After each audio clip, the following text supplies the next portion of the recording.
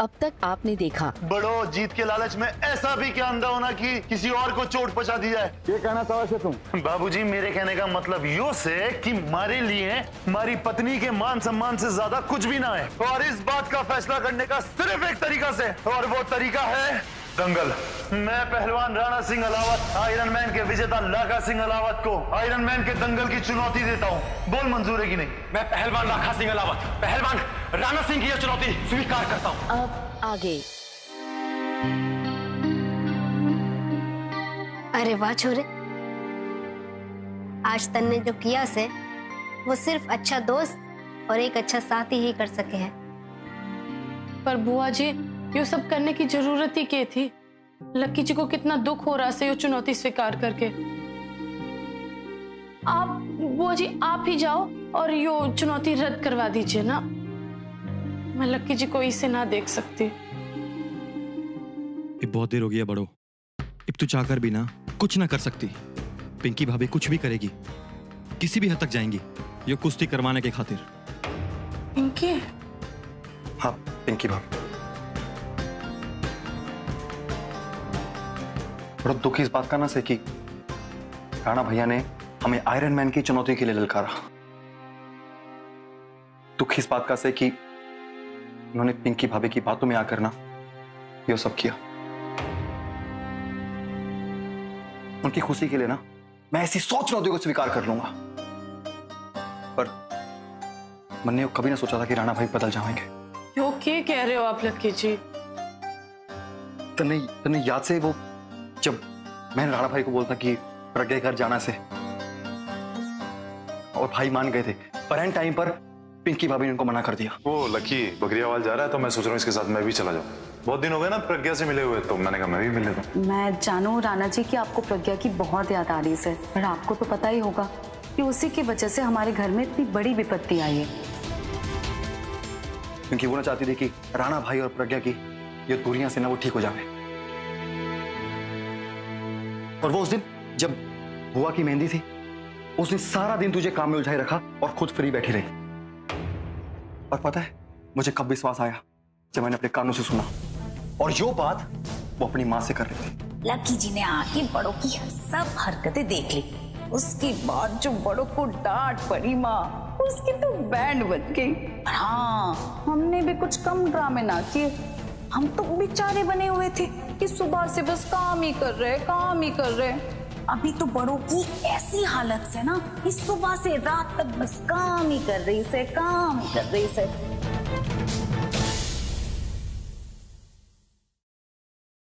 मेरे बच्चों, एक बात ध्यान रखना, भगवान सब देख रहा है, बस उस पर भरोसा रखो। अरे तुम दोनों आराम करो और मैं चलती हूँ। जी बुआ जी। चलो लक्की जी। बुआ जी बिल्कुल ठीक कह रही सर, आप फ्रेश होके आराम करो, मैं आपके लिए पानी ले आई हूँ, या फिर गर्म दूध ये पियोगे आप? मैं दोनों लाती हूँ, आप सो जाओ।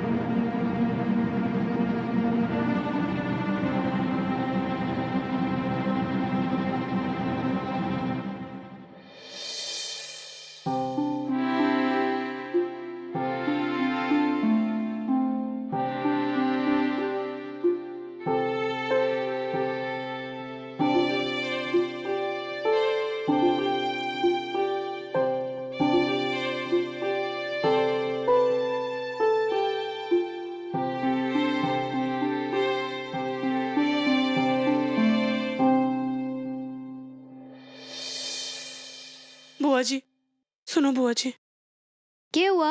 बोल। वो आपने मन ने जो वीडियो दिखाया ना, मैं आपसे विनती करती सू किसी और को ना दिखाइए। आप भी जिक्र करने ही जा रहे थे, अच्छा हुआ आप मेरा इशारा समझ गए।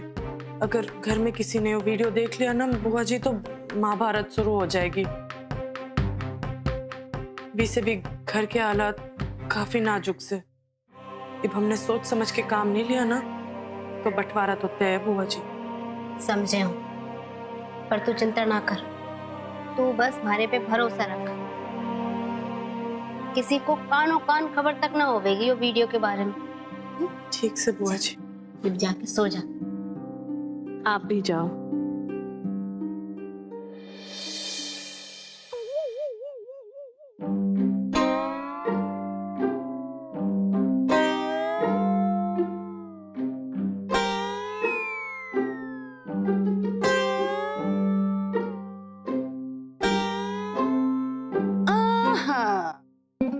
मेरी लाल बहू, यो तो कुछ भी ना है।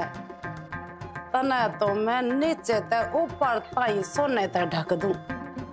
आज तने जो पासा पलटा है ना, राणा को आर्यन मैन का चैलेंज करवा के, आज मैं कितनी खुश हूं तने बता नहीं सकती। इसलिए तने यो सोने के कंगन दे रही हूं।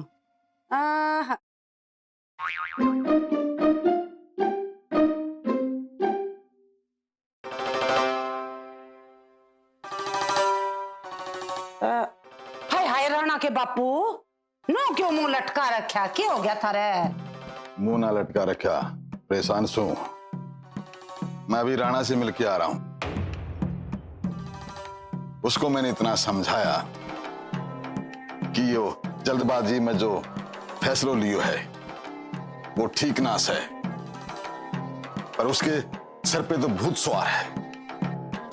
इतना समझाने के बाद भी वो मेरे को क्या बोला कि दुनिया इधर से उधर हो जाए, पर मैं यो आयरन मैन को दंगल लड़के रहूंगा।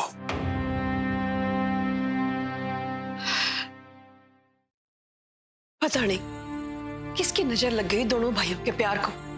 राणा ने इतनी बड़ी बात बोल दी, आप कुछ करते क्यों ना? मालती, मैं कुछ नहीं कर सकता। मैं ये दंगल नहीं रोक सकता। पर क्यों? देख मालती, हमारे को जो कुछ कहना था, जो कुछ समझाना था, मैंने समझा दिया। गुरुजी होने के नाते भी समझाई, लेकिन राणा ने क्या किया? इसके बावजूद लाखा को कुश्ती की चुनौती दे दी। अब अगर मैं ये दंगल रोकने जाऊंगा तो सारे नियमों का उल्लंघन होगा। हाँ, एक तरीका है ये दंगल रोकने का। पूछ कैसे? कैसे? अगर राणा खुद आए और आकर अपनी दी हुई चुनौती ना वापस ले ले तो। देखो राणा के बापू, मैं तो यही कह रही हूँ, हमारा छोरा गर्म खून से। अरे जब उनने सबके सामने बोल ही दिया तो भीड़ लेने दो ना उसने। देखो अगर हम सब उसने रोकेंगे, यो कहेंगे लड़े ना, पीछे हट जा, तो क्या इज्जत रह जाएगी थारे छोरे की? सारे गांव वाले थू थू करेंगे उसकी पहलवानी पे। कितना बुरा असर पड़ेगा थारे छोरे के दिमाग पे। तुम चाहो कि थारा छोरा दिमाग से बावड़ा हो जाए या उसके दिमाग पर बुरा असर पड़े? चाहो तुम ये बात है को ना, यो ही मैं समझाना चाह रही हूँ तुमने। अगर यो दंगल हो गया ना तो इस घर के बीच में दरार पड़ जाएगी। इस बात की तो तू चिंता ही ना कर। तू क्या समझती है, हमारा जो ये परिवार है, इस परिवार में जो हमारे रिश्ते हैं, हमारे संस्कार हैं, इसकी नींव इतनी कमजोर ना से कि एक प्रतियोगिता की वजह से दरार पड़ जाएगी ना। इस प्रतियोगिता का कोई भी निर्णय निकले पर हमारे परिवार में कभी भी दरार नहीं पड़ेगी। हाँ, कुछ दिनों के लिए मनमुटाव हो सकता है, वो भी छोटा मोटा, पर दरार हरगिज़ नहीं। इस घर में तुम सब तय बैठे हो और अपने परिवार ने न्यू घेर के रखो हो, इकट्ठा रखो एक ही घर में। इब घर में 4 बर्तन होवे हैं राणा के बापू तो बजेंगे, फिर सब अपनी जगह ठीक हो जाएंगे। इसमें चिंता करने की बात से। भगवान करे ऐसा ही हो कि सारा बवाल कल सुबह तक बिल्कुल खत्म हो जाए। देखो क्या होता है। ठीक से उसे दंगल करने दे, पर मारे को इस बात की उम्मीद से कि वो दंगल अखाड़े तक ही सीमित रहे। तुम राणा के बापू कतई फिक्र ना करो, जिसा तुम चाहोगे ना ऐसा ही होगा।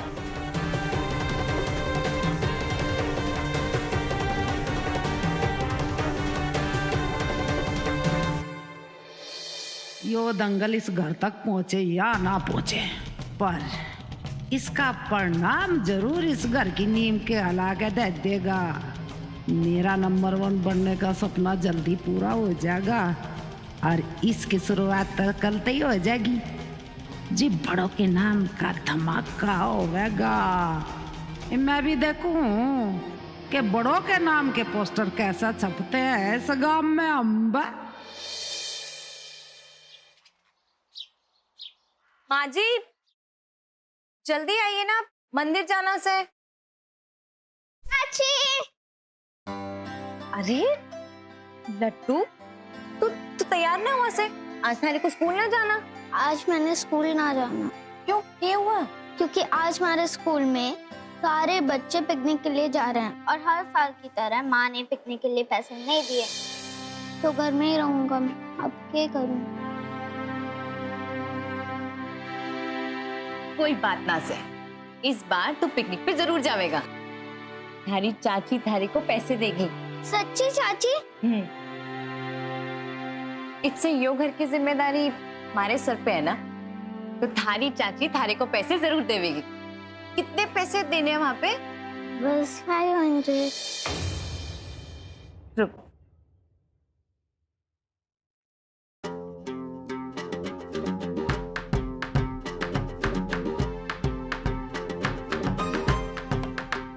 क्यों हमारे छोरे की आदत बिगाड़ रही हो? मैं पाई पाई करके जोड़ू उसके भविष्य के लिए और तू उड़ा रही है। पायल भाभी, ऐसे पैसों का क्या फायदा जो आपके बच्चे के चेहरे पे हंसी ना ला सके? लट्टू तू ये ले और पिकनिक पे जा और खूब मजे करना, ठीक है? थैंक यू चाची। ध्यान से रहिए।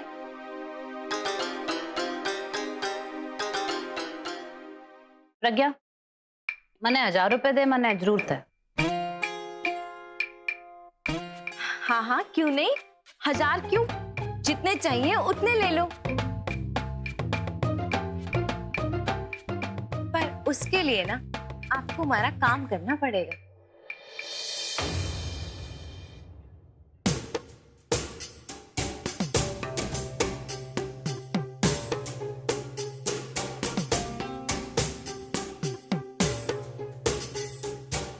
क्या मतलब है थारा? मन्ने क्या करना पड़ेगा? माँ जी यहाँ से रोज सुबह दूध निकालती से ना, तो मैं चाहती हूँ कि आज से ये जिम्मेदारी आपकी।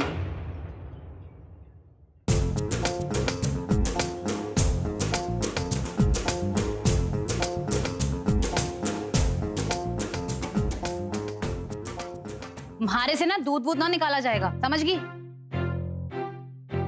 ठीक से, कोई बात ना, मैं ये पैसे माँ जी को दे दूंगी।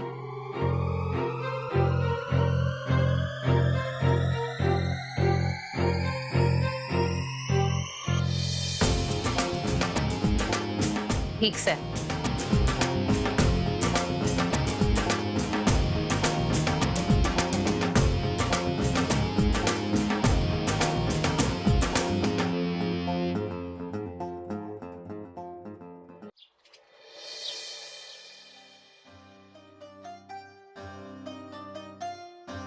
अरे राणा भैया, पिंकी आरती लीजिए ना।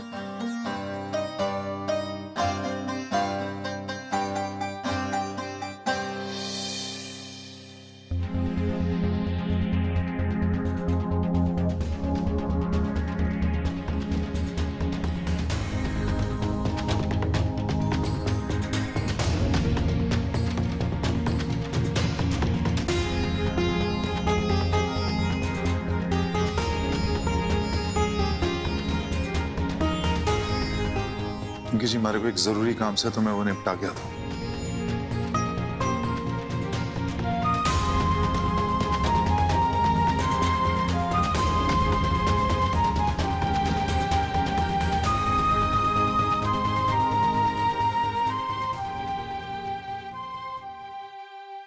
रोना के बापू, देवर जी, अरे कितने आगे सब औरे को आपको आओ। अरे देखो क्या अनर्थ हो रहा है इसमें। अब क्या अनर्थ हो गया?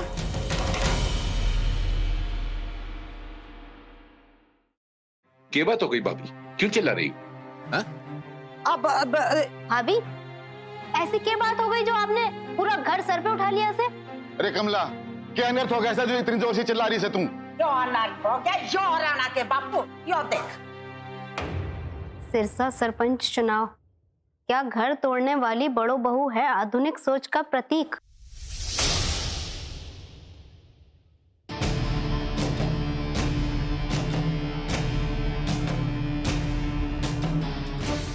चल गया पता ननंद जी?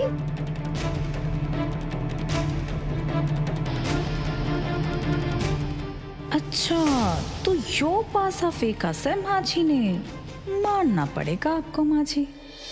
आए मालती, नो खड़ी खड़ी के मेरा मुंह देख रही है? ले, इसने पढ़ फटाफट सब न सुना। क्या गुण गान लिखे हैं तेरी बहू के बारे में?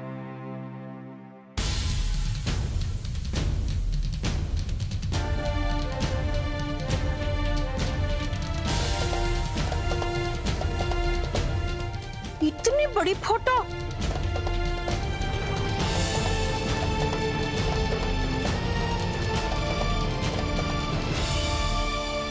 सिरसा के सरपंच चुनाव में ऐसा पहली बार देखने को मिला है कि किसी ने अपने घर की बहू को चुनावी मुद्दे का प्रतीक बनाया है। श्री रघुवीर सिंह अलावत ने अपनी बहू कोमल सिंह अलावत उर्फ बड़ों को अपनी आधुनिक सोच का प्रतीक बताते हुए चुनाव की उम्मीदवारी भरी है। लेकिन सोचने वाली बात यह है कि क्या कोमल सिंह अलावत, जिसका खुद का अतीत गलतियों से भरपूर है, वो इस प्रतीक के लायक है या ना?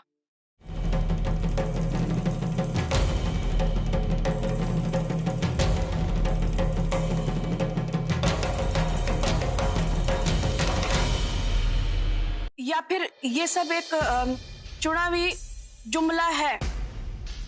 बड़ों की पहली शादी मंडप में टूट जाने के बाद रघुवीर जी ने उसकी शादी जबरदस्ती अपने इकलौते पुत्र लाखा सिंह अलावत से करवा दी थी, जो इस शादी से एकदम नाखुश था। इतना ही नहीं, सूत्रों का माने तो बहू ने अपनी ननद को घर से भगाकर उसकी शादी करवाई थी।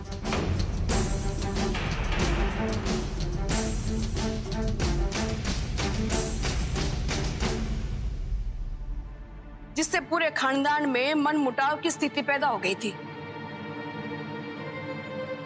बड़ो बहू के कुश्ती लड़ने के कदम से भी गांव वाले बिल्कुल नाखुश थे और इसे एक गैर जिम्मेदाराना हरकत बताया जा रहा था। औरतें जो हमारे समाज में मर्यादा और सहनशीलता का प्रतीक होती हैं, उन्हें चुनाव में इस तरह से झंडा लेकर खड़ा करना, क्या यही आधुनिक सोच का प्रतीक है?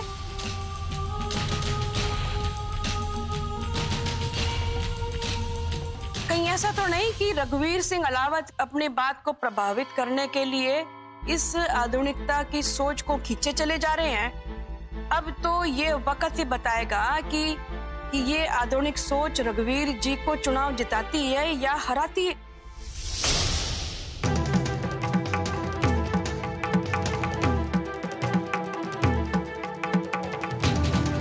दूसरी तरफ ये देखना है कि उनके ज्येष्ठ भाई कैलाश सिंह अलावत की परंपरागत सोच समाज को